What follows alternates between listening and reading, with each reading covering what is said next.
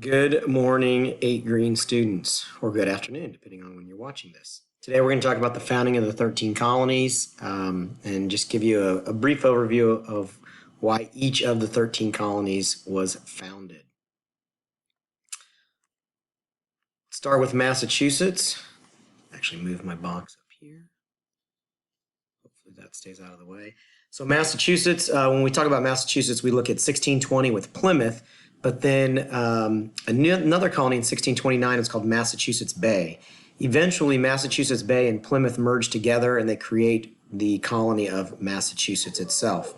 So when we look at leaders of Massachusetts, for the Pilgrims, we're looking at people like William Bradford and Miles Standish. Oh, there's my dog Molly barking in the background. I'm going to have to pause and let her out. And then when we talk about Massachusetts Bay, we look at John Winthrop. He was the strict Puritan leader, their religious leader, and also their political leader. And I apologize if you can barely see my face because of the way the sunlight's coming in from where I'm sitting. Let's see if I can move that a little bit. Oh, there we go. That's a little bit better. Whether you're talking about Plymouth or Massachusetts Bay, the reason for the founding was religious freedom. Both groups were being persecuted or treated unfairly in England and decided to move to the New World. Rhode Island, 1636, a guy named Roger Williams. If you can remember R for Rhode Island and R for Roger. Roger Williams began disagreeing with the Puritan leaders in Massachusetts and believed that people should have more religious freedom. And so he was actually kicked out of the colony and settled in an area that he called Providence, which eventually became Rhode Island. You've probably heard of Providence, Rhode Island. The hypocritical thing with Massachusetts was the Puritans came over for religious freedom, but once they got here, they did not allow religious freedom in their colony. You had to practice their religion, and Roger Williams was not okay with that. That very same year, a guy named Thomas Hooker also left Massachusetts. He believed that the Puritan leaders and religious leaders had too much political power, and he believed in separation of church and state, meaning your church leaders and your government leaders should not be the same. And so he left and founded the colony of Connecticut.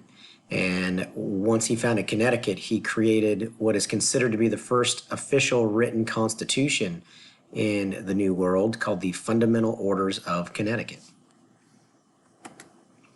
New Hampshire. Nothing super exciting about New Hampshire other than it was basically some farmers and fishermen in England looking to increase their wealth, and that was one of the draws of the New World. So led by John Mason and John Wheelwright, they came over and settled New Hampshire. The name comes from a place in England called Hampshire, and so when they came over, they called it New Hampshire, and then we've Americanized it over the years to be New Hampshire. And yes, lots of guys named John. We've already had John White, John Rolfe, John Smith, John Winthrop. Now here's John Mason and John Wheelwright. New York. So New York used to be was a Dutch colony called New Netherland, and it was settled in 1621 by the Dutch. But in 1664, a guy named Duke of York decided that he wanted that land and wanted it for England, so he came over with an army and a navy and basically took control of the colony and renamed it New York after himself and after the area of York in England. Part of that large area of land was the lower portion or the area south of New York, which today is called New Jersey, and the Duke of York did not want to govern such a large area, so he basically gave this huge chunk of land to two of his friends, and they renamed that area New Jersey, named, of course, after Jersey, which is a place in England. They weren't super creative with their names. A lot of times they just added the word new to the front of it. All right, Pennsylvania. Pennsylvania was founded in 1681 by a guy named William Penn. And Pennsylvania literally translates to Penn's Woodlands or Penn's Woods, a highly forested area with lots of trees. And William Penn came over for religious freedom. He led a group called the Quakers. The Quakers were very, very much persecuted in England. and they created what's called their frame of government, where they had these crazy beliefs. And when I say crazy, I'm being sarcastic. They believed in paying Indians for their land. They believed that all people, men, women, rich, poor, were equal in God's sight. They did not believe in fighting or war. They did not believe in slavery. It was not allowed in Pennsylvania. So they had some unique beliefs that some of the other colonies didn't have. And for that reason, the Quakers were a pretty targeted group. But eventually Pennsylvania is going to be one of the more successful colonies, and a lot of that is attributed to William Penn and his beliefs. Delaware. Delaware was this tiny strip of land, if you look at a map, and it bounced around from colony to colony, the Dutch, the Swedish, and then eventually the English. And William Penn actually purchased it because Pennsylvania was landlocked and he needed an outlet into the Atlantic Ocean. Remember, that's the only way you can get trade supplies is if you have a port to the Atlantic Ocean, and Pennsylvania didn't have that. So William Penn purchases Delaware, and for the longest time it was called the lower counties of Pennsylvania. And eventually the people living in the lower counties of Pennsylvania wanted political separation and wanted their own colony. So they were granted that, and they renamed it Delaware. There was the Delaware Indians, and then there was someone named Lord Delaware, and we believe that's where the name came from. Okay, Virginia. So now we're getting into Virginia and the southern colonies. And Virginia is the oldest colony, settled first by the Roanoke colonists in 1585, but then permanently in 1607 by the Jamestown colonists. When we look at leaders, we can look at John White from Roanoke, and then, of course, John Smith and John Rolfe from Jamestown. And Virginia was pretty simple. It was founded to increase money and trade for the mother country, England. Maryland. Maryland was founded by a guy named Lord Baltimore. You've probably heard of Baltimore, Maryland. And those of you that are Catholic, you know how important Mary is in the Catholic religion, so they named it Maryland or Maryland. And this was a safe haven for Catholics. Catholics were not welcome in England, mostly because Spain was a Catholic country, and Spain and England hated each other. And so since Spain and England hated each other, the English king essentially outlawed Catholicism and made people follow the Church of England. So the Catholics left and came to a safe haven called Maryland in the New World. All right, the Carolinas. In 1664, one giant colony called Carolina was established with the idea of selling off the land to farmers and basically get rich off of cash crops, things like tobacco, rice, and cotton. And eventually, Carolina was just too big of a colony, and so it split into North Carolina and South Carolina.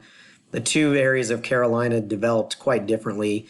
In North Carolina, you had some poorer farmers, mostly tobacco farmers. And then down in the southern part of Carolina, you had a lot of very wealthy plantation owners who were using enslaved Africans on rice and cotton plantations. So eventually, the one colony kind of split into two naturally. So North Carolina and South Carolina. And there you can see the slide's the exact same from the previous one. Our 13th and final colony is Georgia.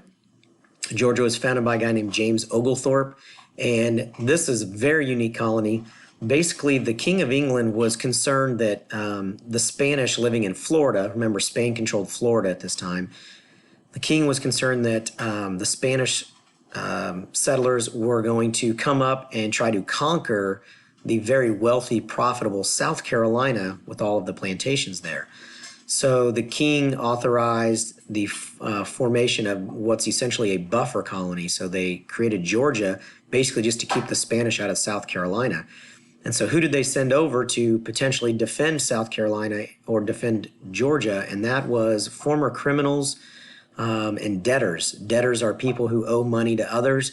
And back in the colonial times, if you couldn't pay your debts, you were thrown in debtor's prison. You were actually thrown in jail for not being able to pay your debts. And so what they did is they released a bunch of these debtors and small-time petty criminals. We're not talking like murderers or things like that. If you were convicted of that type of crime, you were already executed back in those days. So we're just talking about petty criminals, thieves, debtors, drunks, people like that, homeless, and they sent them all to Georgia and they established a colony there. They made the people take up a trade or a craft and get a job. They did not allow slavery in Georgia initially. They outlawed lawyers in Georgia. They didn't want the lawyers clashing with former criminals. So Georgia developed pretty uniquely. And if we go all the way back, sorry, I'm going to scroll back to the very first slide. You can see that I kind of went in order. The colonies are chunked into three sections. You have your New England colonies, Massachusetts, Rhode Island, Connecticut, New Hampshire. You have your middle colonies, also called your breadbasket colonies, New York, Pennsylvania, New Jersey, and Delaware. They're called the breadbasket colonies because a lot of wheat was grown there to make bread. And then your five southern ladies, and they're called the five southern ladies because every name sounds like a female's name. So we have Maryland, Virginia, North Carolina, South Carolina, and then Georgia. And so those are called your five southern ladies. All right, that's the founding of the 13 colonies. Hope you learned something and enjoyed the last 11 minutes. Thanks.